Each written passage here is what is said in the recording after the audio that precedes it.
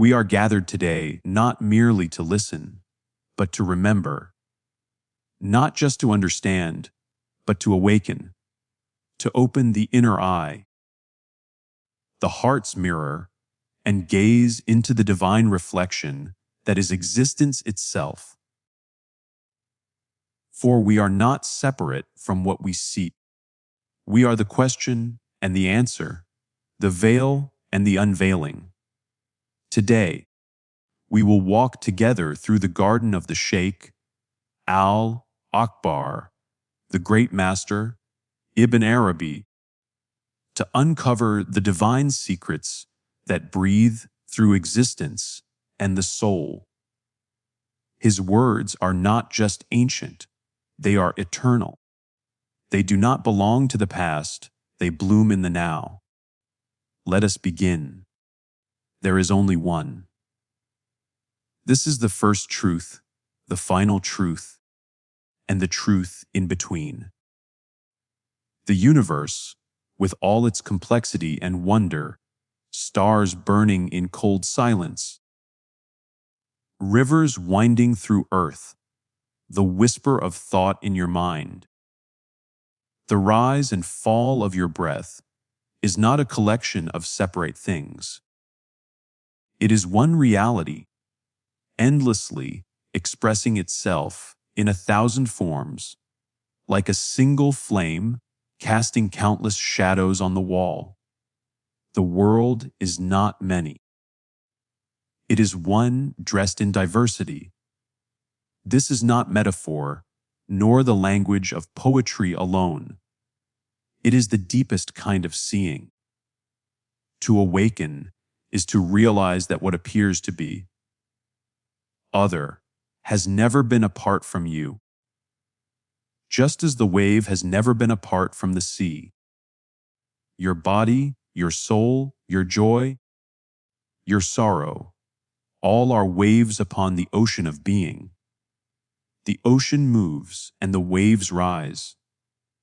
The ocean rests and the waves dissolve. But never, not for a single moment, has the wave been something separate. Its motion is the ocean's motion. Its shape is the ocean's dance. You are not outside of this. You are not even inside of it. You are it. You are the knowing of the known, the breath of the breather, the seeing of the seer. You are not simply a creature observing the Creator. You are the Creator's self, witnessing through your form. This is the secret most easily forgotten and most difficult to recover. It is also the key to everything. So why, if this is so, do we feel alone? Why do we ache with separation and cry out into the silence, asking for signs, for meaning, for home? It is because we have mistaken the garment for the body, the name for the truth, the shadow for the light. We have taken form as final and forgotten the essence from which it flows. We cling to the temporary and forget the eternal. Modern science, though born from reason, begins to whisper truths that mystics have long sung. At the quantum level, all things blur. Matter dissolves into energy. Distance becomes meaningless. Particles separated by space respond to each other instantly, as if space itself were an illusion. The deeper we look, the less we find boundaries, and the more we discover relationship, unity, vibration. What is this, if not a mirror of the ancient insight that all things are one? To remember this is not to abandon the world, but to truly live in it. To walk, knowing that every step is taken on holy ground. To speak, knowing each word echoes through the body of the One. to love, knowing that what you see in the other is none other than a reflection of the same light shining through you. The truth is simple, and it is always near. The drop is not separate from the ocean. The ocean lives in the drop. The soul is not a vessel to be filled, nor a cage to be broken open. It is a mirror, subtle and luminous, capable of reflecting the infinite. But like any mirror, its clarity depends on the care it is given. If left unpolished, it dulls. If turned away from the light, it cannot shine. Yet when made clean and directed toward the real, it reveals a beauty beyond all imagining, the light of the one refracted through the prism of your being. Your soul is not fixed or final. It is a living, breathing traveler, moving through stations and states, sometimes dwelling in the body's concerns, sometimes rising to the realm of spirit, other times contemplating with the intellect or breaking open with the heart. It is always becoming, always shaped by what it turns toward. And what it turns toward, it begins to resemble. You are not limited to what the world tells you are. You are not merely your name, your past, your fears, or even your hopes. There is something deeper within you that is not your possession, but your origin. A truth so close, it hides in plain sight. You are not yourself, and yet there is no other self but what is revealed through you. This is not a boast of the ego, but its quiet disappearance. What remains is the echo of the divine, sounding softly through your being. When you show mercy, it is not just kindness, it is mercy itself appearing through you. When you forgive, it is not weakness, it is forgiveness descending in your form. When you create, it is not personal pride, it is the breath of the Creator moving through your hands. Every noble quality, every sincere act of love or generosity is not yours alone. It is a name of the eternal, finding its reflection in the mirror of your soul. But this reflection can be lost. When anger clouds the heart, when pride grips the mind, when heedlessness dulls your awareness, the mirror fogs. The light becomes distorted. You may still act, still speak, still live, but it is as if behind a veil. You no longer see truly, and others cannot see through you the beauty that once shone. Modern science, too, whispers this ancient wisdom. Neuroscience tells us that compassion and gratitude light up regions of the brain associated with joy and connection. When we act in harmony with the soul's higher nature, we flourish. The heart knows. The body remembers. The soul rejoices. Something in you recognizes the truth even before your mind can explain it. So polish the mirror. Remove the layers of dust that life, habit, and hurt have left behind. Turn it, not toward the distractions that pass, but toward the light that does not fade. You were made to reflect the infinite, not to mimic the temporary, and in this reflection, you do not lose yourself. You discover who you truly are. What you reflect, you become. You are not small. You were never meant to be. Within you, the entire universe has taken refuge, not as metaphor, but as a truth that waits quietly behind your every breath. The soul is not a passive observer of the world. It is its hidden reflection. The human being, though seemingly limited in body, is vast in essence, a mirror crafted to hold the image of the cosmos itself. What the eye sees outside, the heart can find within. All elements of the created world dwell in you. The stars that shine above your head are mirrored in the sparks of your imagination. The distant galaxies echoed in the vastness of your inner vision. The earth lives in your body's strength, in your groundedness, in your endurance. Water flows through your emotions, shaping your tenderness and your tears. Fire burns in your passions, in the heat of your longing, in the courage that rises when all else fades. And air, subtle, unseen, moves as your breath, your life, your spirit. You are a walking universe, clothed in flesh, but glowing with meanings that stretch far beyond the skin. This is why your presence matters. When you act with intention, the universe pays attention.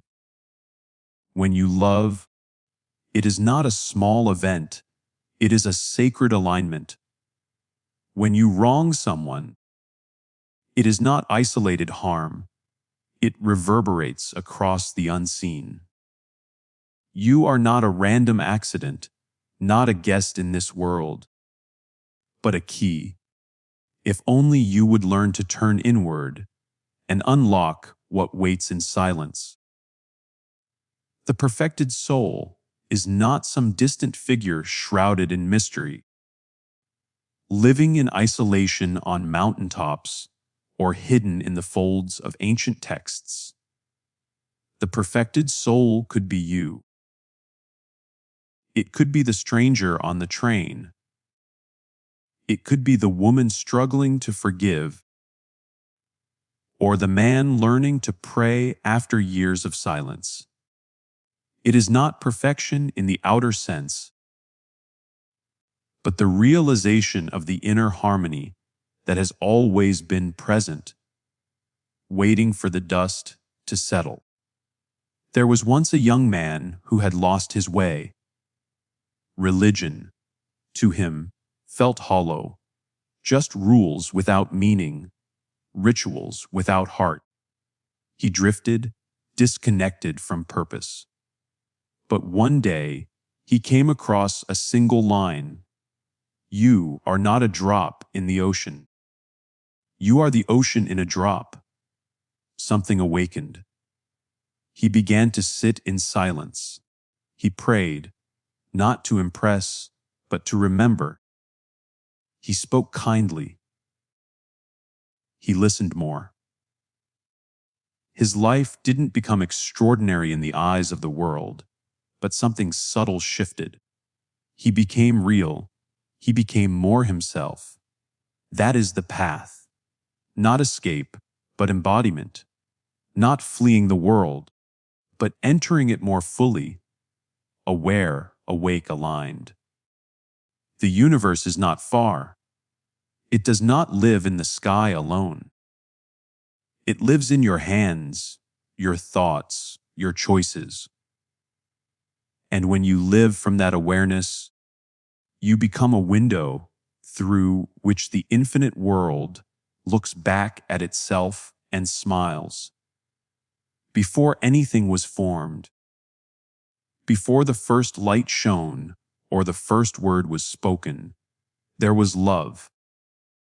Not love as the world often mistakes it, fleeting, conditional, grasping, but love as the deepest current of existence, the sacred longing through which all things come into being. This is the hidden fire that gave rise to the stars, the breath that stirred the dust, the whisper that called the soul into form. The cosmos itself is not a machine built by command. It is a mirror crafted by longing. It was brought forth because the one wished to be known, and love was the cause, the motion, and the mystery. You were not created to tremble before a distant force, but to walk hand in hand with the divine in intimacy and wonder. You were not made to obey blindly out of fear, but to awaken and return through the path of love. True worship is not a transaction, it is love bowing before love. It is the soul recognizing its origin in every act, every breath, every step. When prayer is real, it is not a duty. It is the heart's need to speak with what it already knows, to remember what it has never truly forgotten. This love is not limited to grand expressions or holy places. It hides in the simplest things. When you do your work with sincerity, when you give your attention fully to a task, when you pour your care into even the smallest act, that too is love. That too is sacred. When you offer a word of kindness to someone who feels unseen, or forgive someone when your pride demands otherwise, or pause to listen deeply without needing to respond, you are living the truth of love. But to love truly, one must disappear a little. Not in despair, but in expansion. The self that insists on being right, on being separate, on being superior, that self must soften. Real love does not seek to possess, to control, or to be needed. It seeks only to give, to understand, to reflect the beauty of the beloved in all forms. And when you live like this, something begins to change. People no longer seem like strangers. They become verses in the great book of existence. Work no longer feels like burden. It becomes offering. The world, even in its brokenness, becomes a place where something eternal is always trying to reach you. Through the laughter of a child, the silence of a tree, the ache in your own chest. Follow this love wherever it leads, and it will take you beyond boundaries, beyond doctrines, beyond the illusions of separation. It will teach you to see with the heart and speak with the soul. It will remind you that to truly love anything, your craft, your neighbor, your life, is to begin to remember the one who loved you into being. For love is not something you do. It is what you are made of, and it is why you are here. We are always looking outward, scanning the horizons of the world for something that might finally make us whole. We seek it in voices, in books, in teachers, in rituals, in sacred places far from home. We imagine that truth must be distant, hidden in a mountain cave, or veiled in ancient languages. But the one we search for has never been far, not above, not beyond, but closer than the breath in your lungs, closer than the pulse in your neck, closer than thought itself. The path is not a road to be walked beneath the sun. It is a descent, a return, not into darkness, but into depth. The soul does not rise by climbing ladders to heaven. It sinks into stillness and discovers that what it longed for was always near. There is a chamber within you that cannot be mapped or measured. It is deeper than emotion and wider than thought. It is not the heart that beats, but the heart that knows. The still place where the real speaks without sound. You do not need to force your way in. You need only become quiet enough to hear the knock that has never ceased. Sit with yourself. Not with judgment, not with shame, but with the gentle attention you might offer to a long, lost friend. The truth is not something you must chase. It is something you must allow. God is not coming. God is not going. God is timeless, placeless, not contained in form, yet present in every form. When you pray, when you meditate, when you simply breathe with awareness, you are not stepping away from the world. You are stepping out of the illusion that you were ever separate from it. The silence you enter is not empty. It is full of presence.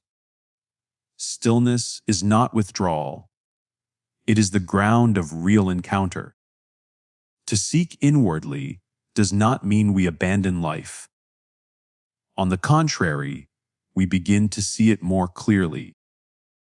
We stop moving through it half asleep, haunted by distractions and noise.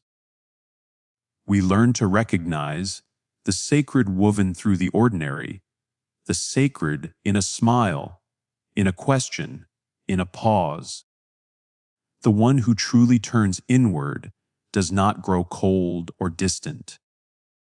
They become more real, more grounded, more compassionate because they have touched the source. The journey inward is not always easy. It requires honesty, patience, humility. It means sitting with your own unknowing and trusting that even the silence is part of the answer.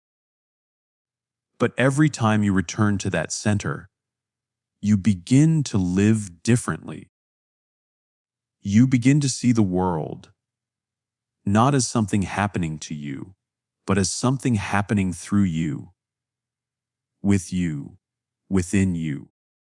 The door has never been locked. The guide has never left. You were never abandoned. The invitation is always now. Not tomorrow, not when you are better, not when you know more. Now, enter the stillness, return to the heart, and remember, the one you seek is seeking you. Death is not the end. It is not darkness swallowing light, nor a silence that buries song. It is a doorway, a soft parting of the veil between this world and the next. What we call death is not a disappearance, but a revealing. The body, that beloved companion of clay and breath, is laid down, and the soul, unbound, eternal, rises into what it has always been.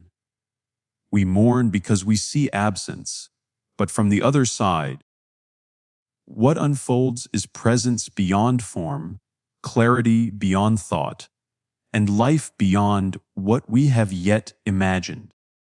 What you call you has never been confined to the body. The body is sacred, yes, a temple made from earth, animated by divine breath. But it is a garment, not the wearer. The soul is what looks through your eyes, what feels the longing in your chest, What dreams remembers, loves, and the soul does not die. When the clay returns to clay, the light returns to light. It does not end. It awakens. This is not a truth to fear, but to embrace. For the truly awakened ones have long said people are asleep, and when they die, they wake up. But must we wait until the body's last breath to see clearly? Must we sleepwalk through life only to open our eyes at the threshold of death? No, this moment is the beginning. Every breath you take can be the breath of awakening. Every heartbeat can be a reminder that you are already more than flesh and bone. Those who stand near the edge, the ones who serve the dying, who sit at the bedside when the final moments come, they speak of strange beauty, of peace descending like a soft mist, of words spoken about light, about beloved voices, about being welcomed. The closer one draws to the veil, the thinner it becomes. And sometimes, in those final hours, people begin to see what was always there, just hidden behind the noise and the veil of form.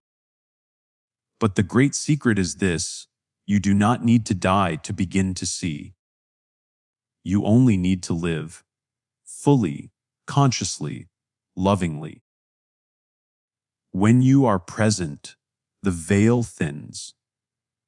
When you listen from the heart, when you act with compassion, when you speak with truth, the unseen becomes felt.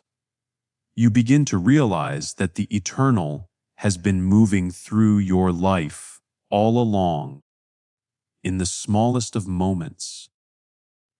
So let death be not a shadow hanging over you, but a teacher walking beside you. Let it remind you to cherish what is fleeting and awaken to what is eternal. Live in such a way that when the time comes to step through that door, you do not feel you are leaving home, but returning to it. For what lies beyond is not the end of the story. It is the uncovering of its deepest meaning.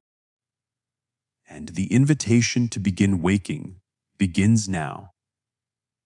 Beloved ones, you have searched the skies, climbed the mountains of meaning,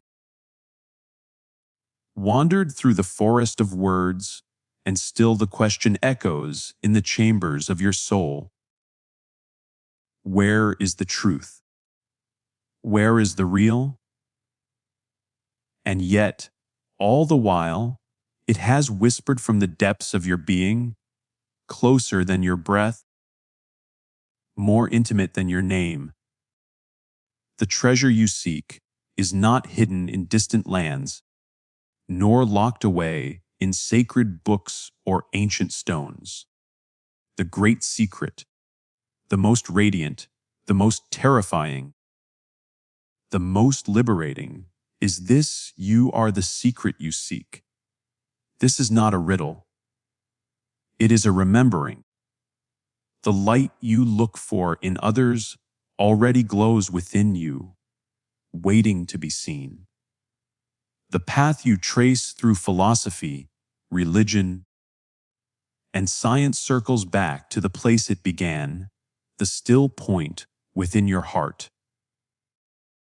Not the heart that beats, but the heart that knows.